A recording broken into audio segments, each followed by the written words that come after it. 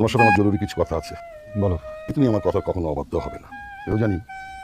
আমার কখনো যদি দুঃসময় আসে তুই আমার পাশে থাকবি। তো বাবা হিসেবে আজকে তোকে একটা অনুরোধ করতে চাই। জয়ী তোর ভাইকে ভালোবেসে আমাদের বাড়িতে এসেছে।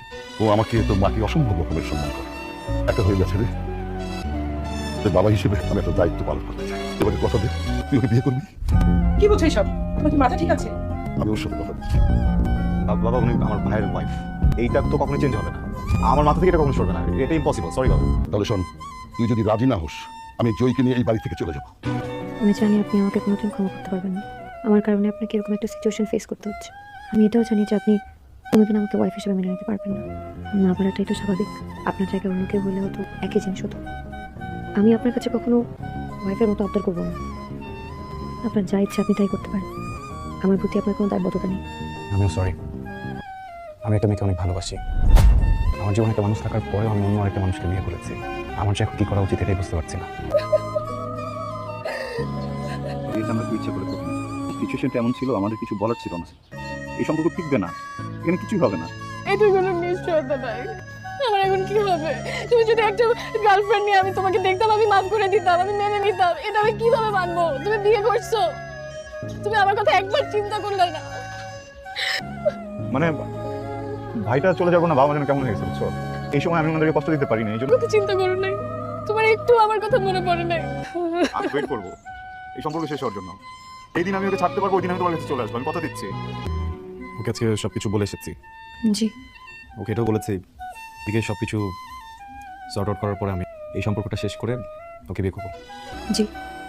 শুধু একটু কান্নাকাটি করছিল, পরে বুঝিয়ে বললাম আসলে অনেকদিনের সম্পর্ক তো, কেউই কাউকে ছাড়া থাকতে পারবো না।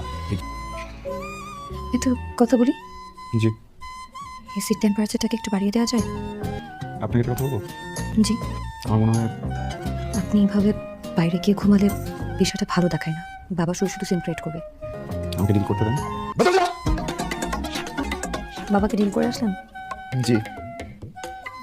তাহলে চুপচাপ ঘুমিয়ে পড়ুন।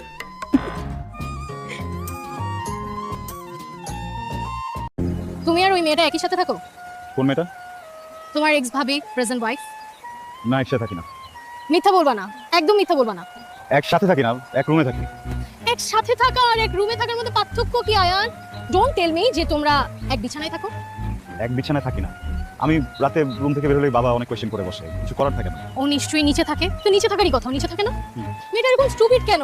আমি বুঝলাম না, ওর চরিত্রের সমস্যা আছে। না হলে ও ওর হাজবেন্ড মারা যাওয়ার পর হাজবেন্ডের ভাইকে বিয়ে করতে পারে না। প্লিজ এইভাবে কথা বল, আমি মজা মজা বিয়েটা করিনি। সিচুয়েশনটা বোঝো। আমি খাবো কিনা খেতেও বলেন না। লেট করে এসছেন তো, আমি ভাবলাম আপনি খেয়ে আসছেন। না, একটা মানুষ তো 2 দিন বাইরে খেতেই পারে। আয়ান তুমি এখানে? আমি এইখানে এটা পরে বলতেছি, জিজ্ঞেস করছি এটা উত্তর। আয়ান দেখো, দোষটা কারো না, দোষটা তোমার আমার সিচুয়েশনের। তুমি ঠিক আমার জায়গায় দাঁড় করায় দেখো। এখন যদি তুমি তোমার ওয়াইফকে ডিভোর্স দিয়েও আমার কাছে চলে আসো, আমি তারপরও তোমার সাথে যাব না, কারণ আমার সেই বিশ্বাসটা তোমার উপর থেকে চলে গেছে।